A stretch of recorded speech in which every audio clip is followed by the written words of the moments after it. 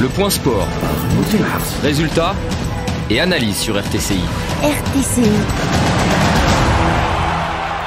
Le point sport, j'ai beaucoup de plaisir à recevoir notre ami et collègue Nourdine Hafsi. Bonjour. Bonjour, Mandar.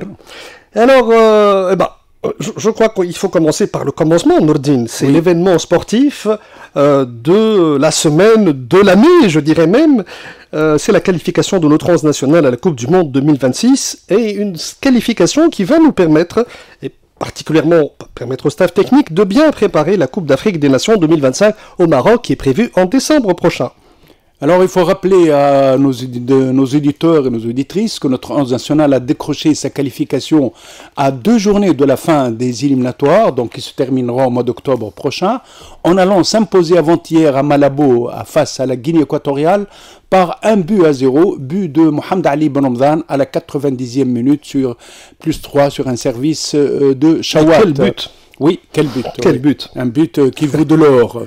L'impact de cette qualification est double. D'abord, il va permettre à l'entraîneur Sami Trabelsi et son staff de préparer dans les meilleures conditions la prochaine échéance, la Coupe d'Afrique des Nations au Maroc, qui aura lieu du 21 décembre au 2025 au 18 janvier 2026.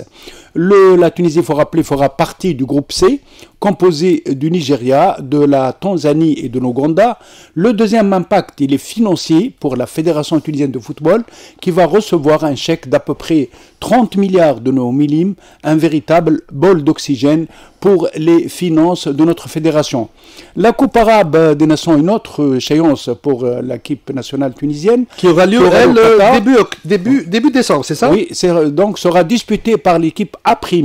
Cette sélection mise sur pied récemment a affronté hier soir l'Égypte en amical, son homologue égyptienne, et s'est inclinée sur le score de 3-0. Lors de la première rencontre, les Égyptiens se l'ont emporté par 1-0. Il faut dire que face à notre 11 national A', manquant d'automatisme, l'Égypte a aligné une formation composée de beaucoup de joueurs de l'équipe A. Et alors, pour continuer dans la même veine des matchs de la qualification zone Afrique, les matchs de la deuxième partie de cette 8e journée, Nourdine Hafsi se sont poursuivis hier. Et le grand bénéficiaire, c'est le Sénégal, qui est allé s'imposer à Kinshasa et pris la tête de la poule B. Alors, il faut rappeler qu'avant ce match, l'équipe du Sénégal était deuxième, donc derrière la RDC. Et l'équipe de Sadio Mané est allée s'imposer à Kinshasa par 3-2. Elle était même menée après 30 minutes par 2-0. Désormais, le Sénégal est premier avec 18 points devant l'RDC, deuxième avec 16. À 2 journées de la fin des éliminatoires de la Coupe du Monde 2026 Zone Afrique, le suspense demeure complet dans cette groupe, à l'exception des groupes où la Tunisie s'est qualifiée, ainsi que celui du Maroc. Même si certaines sélections ont réussi à maintenir leur avance, comme dans le groupe A, où l'Égypte est allée faire match nul 0-0 face à son dauphin, le Burkina Faso. Les Pharaons sont premiers du groupe A avec 20 points, devant le Burkina Faso deuxième avec 15. Dans le groupe C, le Nigeria, en déplacement, n'a pas réussi à battre le leader, l'Afrique du Sud. Elle s'est contentée d'un nul de 1 but partout. Les Bafana sont premiers du groupe C avec 17 points, devant le Bénin deuxième avec 14. Le Nigeria est troisième avec 11. Il faut dire que mathématiquement parlant, le Nigeria est éliminé dans la course à la qualification. C'est une surprise, Nourdine. Le Nigeria qui est un grand pays de football. Exactement, et qui a fait de belles choses lors de certaines Coupes du Monde. Dans le groupe D, un autre habitué de la Coupe du Monde, le Cameroun, risque de subir le sort du Nigeria. Lui aussi. Exactement, le Cameroun a été battu 1-0 par le Cap-Vert, premier solide leader avec 19 points, devant le Cameroun deuxième avec 15, la Libye est troisième avec 14. Donc dans le groupe F, la Côte d'Ivoire leader a réussi à ramener un nul précieux 0-0 du Gabon, son dauphin. La Côte d'Ivoire est première avec 20 points, le Gabon est deuxième avec 19. Enfin, dans le groupe I, le Ghana a battu à domicile son dauphin Madagascar par 1-0, alors que les Comores se sont imposés face à la République centrafricaine par 4-2. La lutte demeure très serrée dans ce groupe. Le Ghana est premier avec 19 points, Madagascar est deuxième avec 16, les Comores sont troisième avec 15. Les 2 dernières journées des éliminatoires de la Coupe du Monde 2026, Zone Afrique, auront lieu le 10 et le 13 octobre 2025. Alors, si on fait le calcul, Nordine Hafsi, le nombre total des pays qualifiés jusqu'à ce jour s'élève à 18 pays, si je ne me trompe pas, 18 sur 48. Effectivement, donc il reste 30 places à pourvoir. Alors les qualifiés sont les 3 pays organisateurs, le Canada, le Mexique et les États-Unis. La zone Afrique, jusqu'à présent, la Tunisie et le Maroc, il reste 7 places à pourvoir. L'Asie, il y en a 6. L'Iran, la Jordanie, la Corée du Sud, le Japon, l'Australie et l'Ouzbékistan. L'Amérique du Sud avec l'Argentine, le Brésil, l'Équateur, l'Uruguay, la Colombie et le Paraguay. Enfin, l'Océanie avec la Nouvelle-Zélande. Alors nous restons toujours avec la Coupe du Monde, mais cette fois-ci les Under-17 qui aura lieu en novembre prochain au Qatar avec la participation de la Tunisie. Alors Nordine Hafsi, les Under-17, c'est ce qu'on appelait les juniors. C'est ça ? Exactement, c'est plutôt les cadets. Les cadets, pardon. Les cadets, c'est plutôt les cadets, voilà. Mais dans le, disons, le concept de la FIFA, c'est des catégories d'âge. Plutôt d'âge, oui. U19, U21, U23. Oui. Notre sélection, donc la Coupe, 5 rencontres amicales ont été programmées pour cette sélection au mois de septembre et en octobre prochain. Hier, au stade Boujama Akmiti à Béja, notre sélection U17 s'est inclinée face au Burkina Faso 1 à 2. Le 10 octobre, elle affrontera l'Égypte U17 en Égypte. Une deuxième rencontre est prévue le 13 octobre devant le même adversaire, toujours en Égypte. Le 25 octobre, elle ira, donc elle va s'approcher petit à petit du Qatar. Elle va affronter la sélection des Émirats. Et le 28 octobre, il y aura une autre rencontre face aux Émirats Arabes Unis. Donc la sélection tunisienne des moins de 17 ans partira le 30 octobre au Qatar pour participer au mondial U17. Alors bonne chance à notre équipe nationale Under-17 de football et le championnat de Tunisie de football qui reprend ses droits à partir de demain, Nordine Hafsi, avec les matchs de la 5e journée aller.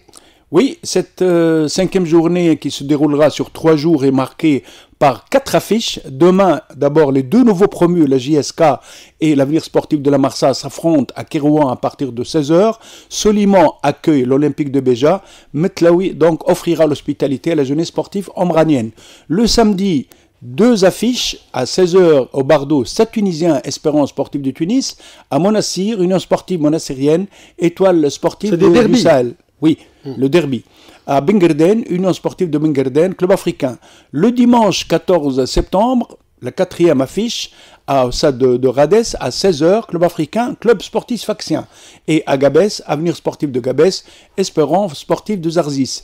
Une journée qui sera marquée également par le retour de la vidéo assistance référée. La fameuse VAR. Exactement, la fameuse VAR qui va quand même faire diminuer la tension dans les tribunes et sur les pelouses. Un rappel du classement donc général de la Ligue 1 après 4 journées. 4 journées. Zarzis est première avec 10 points. Le Club Africain est deuxième avec 9. Troisième, l'Espérance Sportive de Tunis avec 8.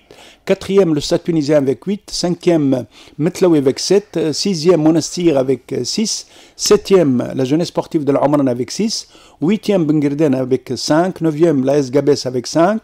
Dixième, le Club Sportif Sfaxien avec 4. 11e, l'Étoile Sportive du Sahel avec 4.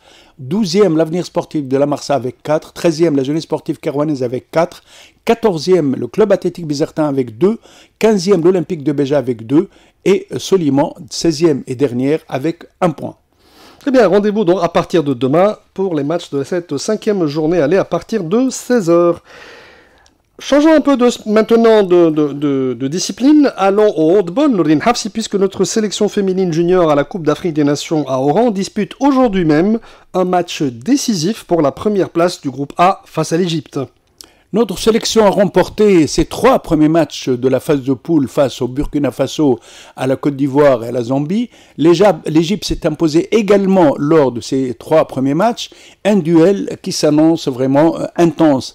À noter que le premier et le deuxième du groupe se qualifient pour les demi-finales de cette Coupe d'Afrique des Nations qui se déroule à Oran en Algérie du 6 au 14 septembre. Cette qualification en demi-finale est synonyme de qualification au championnat du monde 2026 au Kosovo. Changement encore de discipline. Cette fois-ci, c'est le volleyball qui nous intéresse alors que notre Six national termine sa préparation au championnat du monde aux Philippines par une victoire en amical face à la Corée du Sud. C'est de bon augure. C'est de bon augure, c'est très bon pour le moral de notre 6 national qui s'est imposé par 3-7 à 1 face à la Corée du Sud. Ces 3-7 se répartissent ainsi, donc 25-23, 23-25, 25-16, 25-16. Lors de la première rencontre, c'était la Corée qui l'avait emporté par 3-7 à 0. Le sélectionneur national italien Camillo Placci, lors du premier set de la deuxième rencontre, a aligné son équipe type qui entamera donc la compétition officielle. Il faut rappeler que la Tunisie ouvrira le samedi 12 septembre face aux Philippines, l'organisateur, qui a disputé également hier un match amical face à la Roumanie et s'est imposé par 3-7 à 1, 25-23, 32-30, 25-27 et 25-23. Le programme de la Tunisie, donc après le premier match face aux Philippines, le 12 septembre à 13h, le 16 septembre à 7h30 du matin, il y a toujours cette question de décalage horaire entre nos deux pays, la Tunisie sera opposée à l'Iran. Le 18 septembre, toujours à 7h30 du matin, la Tunisie croisera le fer avec l'Égypte. À noter que les 2 premiers de chaque poule se qualifient pour les 8e de finale. Alors, croisons les doigts et souhaitons bonne chance à notre équipe de volleyball. Voilà, je crois qu'on a fait le tour, Nourdine. Hein. Oui, on a fait un bon tour d'horizon. Voilà, ainsi s'achève d'ailleurs ce point sport. Nourdine Hafsi, merci beaucoup. Et puis, nous vous donnons rendez-vous à samedi prochain, même heure, c'est-à-dire 8h15. Merci.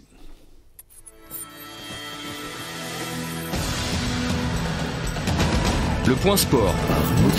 Résultats et analyse sur RTCI. RTCI.